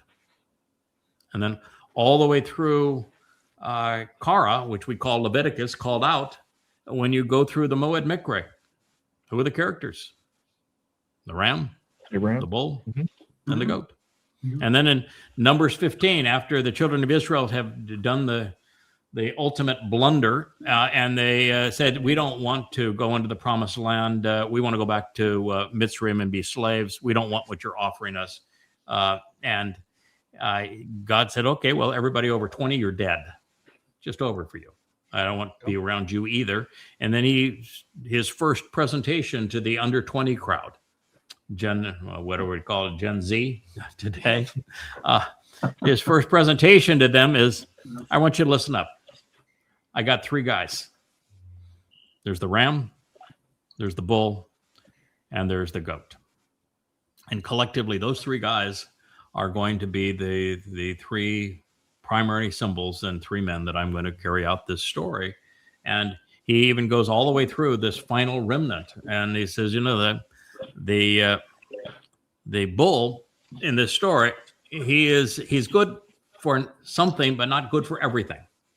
He can resolve guilt of omission, not commission. Because God's going to already have purged the earth of the overtly religious, political, militant, conspiratorial, anti-Semitic. It's only those who are victims of those things, but not perpetrators of them, that the ash and the waters and the fires pursuant to the Adam of Perah can purge. And he tells you the whole story right there in Numbers 15. So the story is everywhere. And Numbers 11, when Dode gives up and said, God, these people are impossible. I do not want this job. Why do you hate me? Why did you give me this miserable job? Why don't you just kill me because I can't do it? God's very clear right there. I got a couple of guys. Don't worry about it. It's Eldode. Well, the Almighty is beloved, and my Dode, his companion, his friend. This is not a secret that God has laid all of this out for us, and that he described the tree of Diath as the tree of knowledge and the Choder, or that Dode makes it very clear that he is the one, and in Devarim 18, he is the prominent one who restores life, and he is the tree of lives. So it's all there. It was always there all the time. Dode's Mizmor proclaim, particularly the 22nd, well, actually the first six are overwhelming, plus 22, 88, 89, 103. They all proclaim that Dode is our Savior, and that he and Yahweh are in like mind. In the 88th, God goes all in with Dode. So it's always been there. I bring up what I bring up is a bias here, because as a Yehud and how averse I am to rabbinic Judaism, I just find it so deliciously ironic that the Obed Edom, you think about that relationship to Esau, comes to bring it home, brings it full round, and puts it right in the face of whom. The person that God was so frustrated with and because he went off and interwed with Ishmael's daughters, and is really the forefather of what became Islam, and it's such an egregious thing to God's people. And his name, Esau, has him be the hairy and bloody red one, and which is symbolic of Rome. The Caesars are the hairy ones, is what Caesar means, and Rome was bloody red. And so, God is using that as a metaphor for this is really bad. But, the bottom line is that Esau was cheated out of his birthright, a fractured family. And by calling this man from Edom in the 63rd chapter of Yeshaya, and 2 Samuel 6, the Obed-Edom, as the one who repositions the Ark of the Covenant, and who is the one, according to Yeshaya, who saves many. The story is that it is a non-Yisraelite that rectifies the inheritance of the family that was rejected through Esau, brings the family back whole again, cures that rift. It's a marvelous way that God tells the story, and the metaphors and all the symbolism, and we just need to get more Israelites to listen, right? Yeah. Can I say something real quick? Sure, absolutely. Well, I just, as we're accused of being, I'm looking at the list.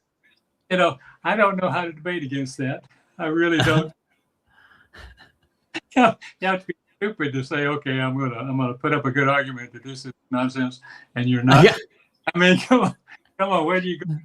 Oh yeah, I love the idea that you block people and you're not willing to debate them because you're blocking them from your site. I think that I made it really clear very early on that I don't suffer fools well. Yeah. And I learned very early on that you never debate an idiot.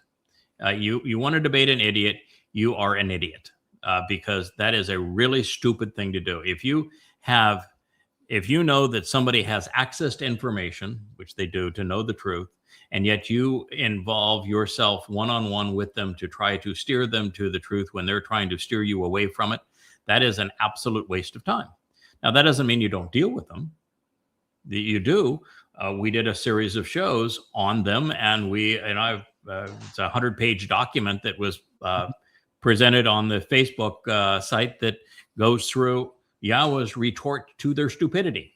Mm-hmm. So we did counter them. Yahweh countered them. We used Yahweh's evidence to counter them, but we're just not going to debate stupid. I mean, if you're that stupid that you can go from being part of the greatest opportunity in human history to besmirching it, you are really too dumb to be around. In fact, we're not trying to win you back. We're delighted that you're gone. I don't want to be around people this malignant, this stupid. So the separation is wonderful. We'll celebrate this separation. Thank God it happened, and that they're gone, and that we have nothing to do with them forevermore. But they ought to be really careful about this idea of blocking, because I can tell you something that I have blocked, and that is their access to ever be anywhere near us, or near Yahweh, or near Dode for all eternity. Wow. Now, there's a block for you. There's a block. And God does not suffer Yah's fools example. any better than I do. It follows Yah's example. What does Yah do to deal with a leprous woman? Yeah. Isolation. Yeah. Hello. Isolation, separation. And with Miriam, who said, "Oh, I too speak for God," it did not end well, because God not only used Miriam as the example for divorce. In Devarim, when her name comes up the last time, it is as an example of divorce. That is not what you want when you're trying to reconcile a relationship with Yahweh. But the worst episode in the history of the Israelites took place at called the waters of Meribah, right? Yeah. Meribah is based on Miriam's name, is it not? Mm-hmm. Do you know how Yahweh identified the location of the waters of Meribah and why it's called the waters of Meribah? Because guess who's buried there? Oh, Miriam. Miriam. Miriam. Miriam. Interesting. The bitterness oozed right up from the ground where she was. So no, there's certain things there's just no coming back from. And this is an example. And by the way, when I saw this post and how totally repulsive it was, their attitude, just rude, ignorant, irrational, stupid, moronic. You saw that, and my first response is post it on the site just to remind people this is how dumb people can really be. But I said, yeah, I don't want to. In fact, at the beginning of the show, I said, guys, I don't have a problem bringing it up if it comes up as an example, as a learning experience. But other than that, let's let it lie, because they don't mean squat to me anymore. In fact, I'm delighted that they're gone. But they do mean something to you. Yahweh is not going to let this lie. And for lots of reasons. One is that he needs us to have that empathy. He needs us to know what it's about, because that's the issue with Israel. That's what we're trying to resolve right now in Israel. We can't appreciate how difficult it is to resolve that fractured family with Israel without having a taste of this. So God wants us to know about it, and he wants us to know that he's written many prophecies about it, and specifically how we're to deal with it based upon how he dealt with it. So that part of it, I think, is really reassuring and enjoyable. And I love what we can learn from this, and sharing with everybody what we can learn from it, I think, is exceedingly valuable at this time. But, as a group, there's like 8 real active participants in their We Hate Craig and yada yada page. It's like, how many followers? I mean, it's just there may be 70 in the whole one group, but there's less, about a half a dozen that that like to speak out all the time. Maybe 12 total that are that. Yes, so 70 total, and of them 8 to 12 that are active little malignant demons. Well, in their group, they're not all loyal to them either. No. So anyway, that's there's people in that group that very helpful, of the 70 that are actually helpful, because I get feedback. But it is important. I mean, God would not have told us the story of what Dod's wife, Michal, had to say if it wasn't important to God for us to know that. It would not have been important for God to expose the rift between Sarah and Hagar if it wasn't important for us to know that. It wouldn't have been valuable to God to tell us about the rift between Miriam and how he dealt with it and Moshe unless it was important for us to know it. There's no reason for him to tell us that he had Hosea marry a temple prostitute unless it was important for us to learn a lesson from it, right? Yeah. So, and the same thing is true here. It wouldn't have any value if it wasn't for the lesson that we can learn from it and the empathy we can draw from it and this understanding. This is a really small club. In the garden there were 2, and then there were none. And, it was all the way to Noah again before there were 8. And then you have to go to Abraham and Sarah, and there were 2, and then the 2 became 3, and then 3 ultimately became 12. And, that was a start. It didn't play out very well for a very long time. But, God's not looking for a big crowd. When it was time to present the ultimate fix for Adam, to show that it is possible for a man to work with God, to earn God's trust, to listen to him and respond appropriately, to fail and then succeed. Dode. Mm-hmm. There wasn't a whole lot of people around Dode that were on the same page, were there? Not at all. No. So it's, and when God went through the prophets, there's only like 20 of these guys that really have a significant amount to say about Yahweh. Not a lot of people. It's a small club.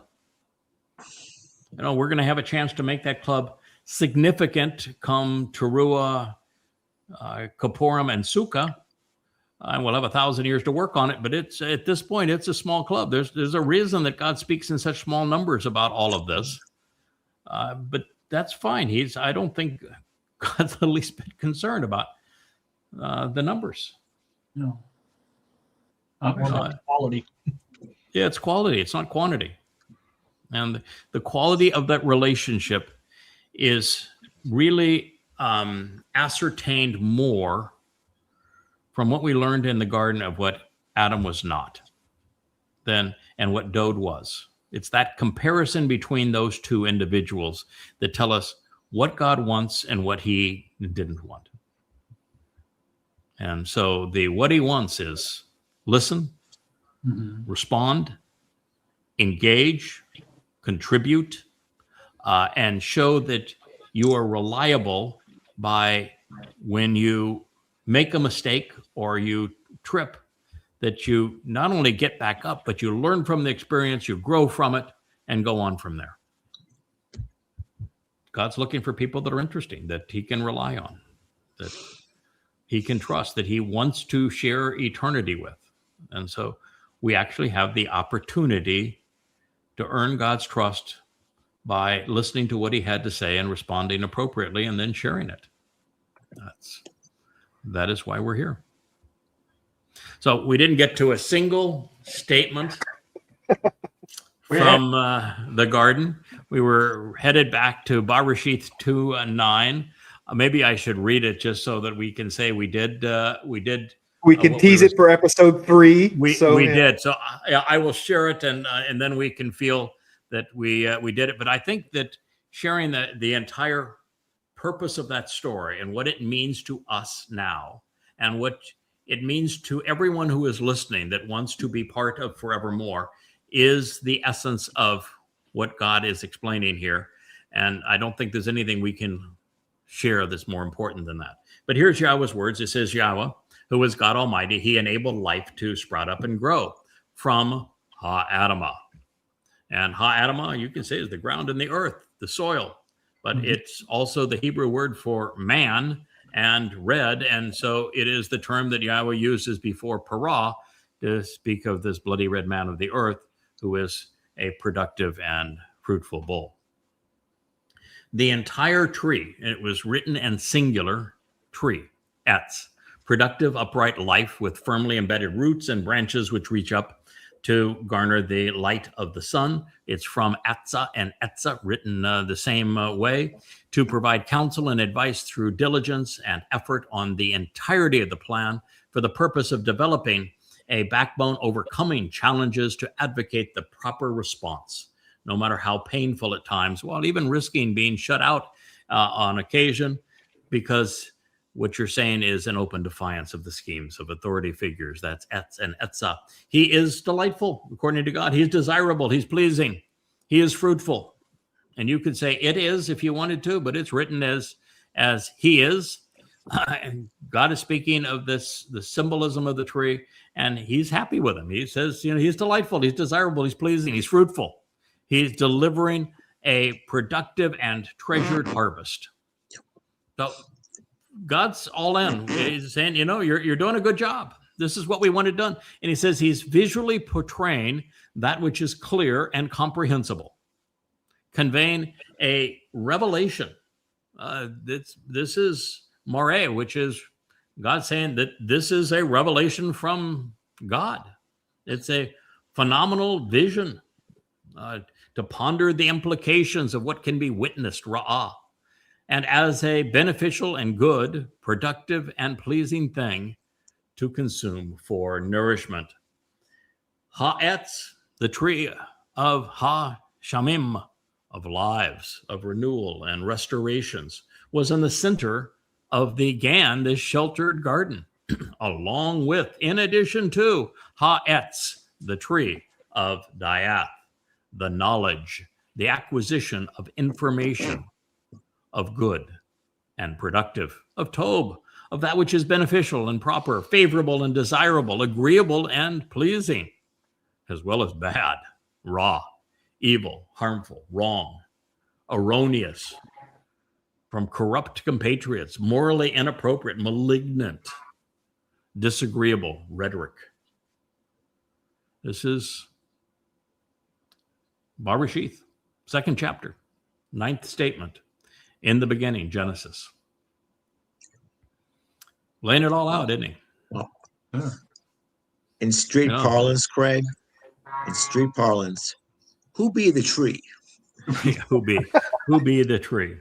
Yeah, when you're now 24 years into this, and you got all freaked out when Yahweh says, you're the choder. And therefore you're enabled with the 7 spirits of Yahweh. That's never happened before. And you're going to write a sign, and you're going to be productive.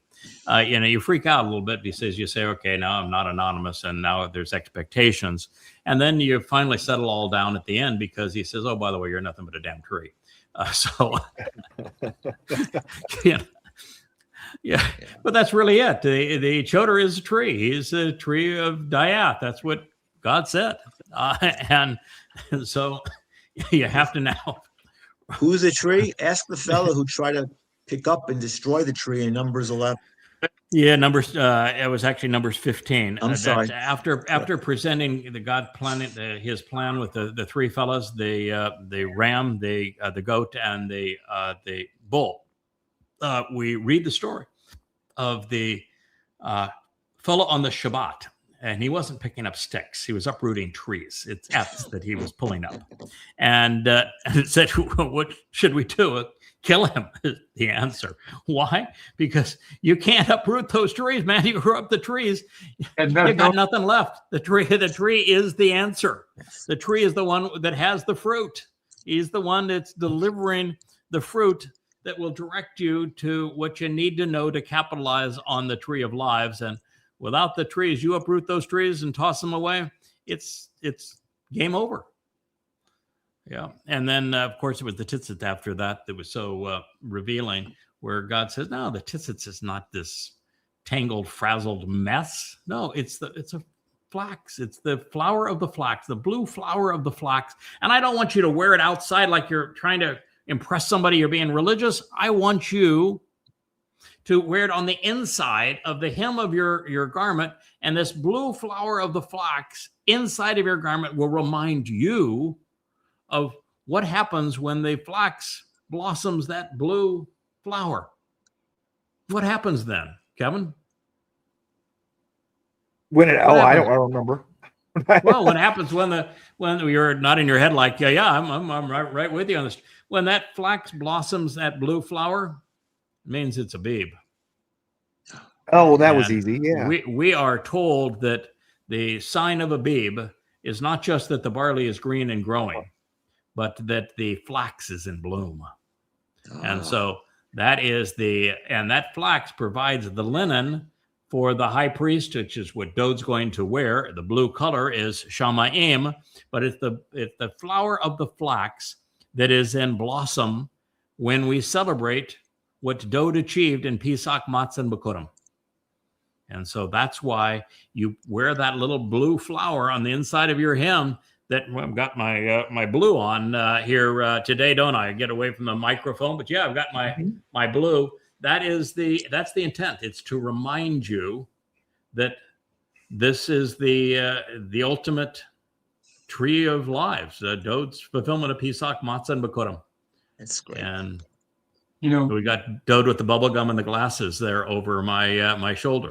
That's the hipster Dode. Great shirt, kahol v'laban, blue and white. Mm-hmm. Yes. Man, think about it from an artist standpoint. You got flax seed. You grind that seed oil. You've got the color that you're going to paint with, and then the linen is how you make the canvas. Isn't that spectacular?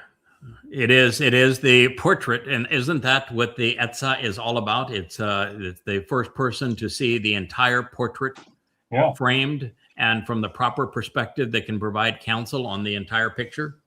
And don't we have that picture over the opposite shoulder? Dode with the sunglasses is looking at the picture that you painted of the tree next to the sea growing out of the rocks. Yeah. Yep. And what color are the flowers that are right next to that tree? Blue ones. They were blue, aren't they? Right. Yep. So, and the fellow that is associated with the sea, this Ha-Nakri, who is this goy, synonymous with the sea. What color is the sea? Right. Blue. Blue too. Yeah, there you go. So God's pretty consistent. He's and the guy that painted the picture, what color sweater is he wearing tonight? Blue. And you're swimming in my blue pool. Yeah. I have another observation, Yeah, fellas. yeah. Looking And at the picture, there's a few crags in that picture as well. lots of crags. Yeah, crag is one of the inside jokes that Yahweh has of our relationship. It comes up in Teruah, where it's the crags of the rock that protect that mortal remnant on Teruah. And it is a rocky crag at the top of Mount Moriah, where the fire Yahweh spoke out, coming out of the fire. And there's lots of places throughout the Torah that Yahweh speaks of a rocky crag. And wouldn't you know that somewhere along the range, I got the name Crag. Craig is Celtic for crag. Yeah, God doesn't miss a trick. He's been at this rodeo previously. Knows all about how the bull is ridden in the rodeo. He's been there and been there, done that, and doesn't miss a trick all the way through the story. You even got the Blue Ridge. It looks like the Blue Ridge Mountains before. I'm sure there may be a different mountain, but the JB, you got blue there. The only one's missing the blue is my friend Dr. Jeff, but you got the Yahweh shirt on, so that gets it done. So we have gone the 2 hours that I said with the back today. We would not do a 2-hour program, but we survived it. We might still be able to crawl out of bed in the morning when the back has a chance to heal. Actually, it's no longer throbbing. You know that it's the evolve. Everybody's had back pain. So when the muscles try to stabilize I compressed the last vertebrae, and when you twist and you have a compressed vertebrae, then the muscles all spasm to try to protect the joint. And it's when the muscles spasm that creates the pain. And so they're not spasming anymore. It's just the irritant. And you go through the process. We've got to have some pain now and then just to know you're alive. Know you're alive. To say, all right, I can work through this. This is I've had worse than this, and that's all part of it. God wants us to trip and fall. That might sound surprising, but that's what he wants, because without it, we don't grow. Without it, we don't get any confidence. Without it, we can't prove that we're reliable. So that's what we have. All right, Richard, I think we are done for this evening. Everybody have their compensation check. It showed up in the mail, right? The check's in the mail. Yeah, the checks in the mail. Yep. I have to declare it on my W-2, I guess. Okay. Yeah. Well, probably not. But, actually, I'll make a little pun here. On my W-Jew. Your W-Jew. Did you know? To talk about Leah's favorite line. Did you know? Well, I did know, and that's why we share. And I wish everyone a wonderful Shabbat. And that we will see everybody probably on Sunday is when we'll do our next program. I have been in a habit now of spending the Shabbat studying Yahweh's testimony and contemplating what he has to say. And so we'll do our next program on a Shabbat. And we're hoping to get back to the vlog on the blog, Kevin.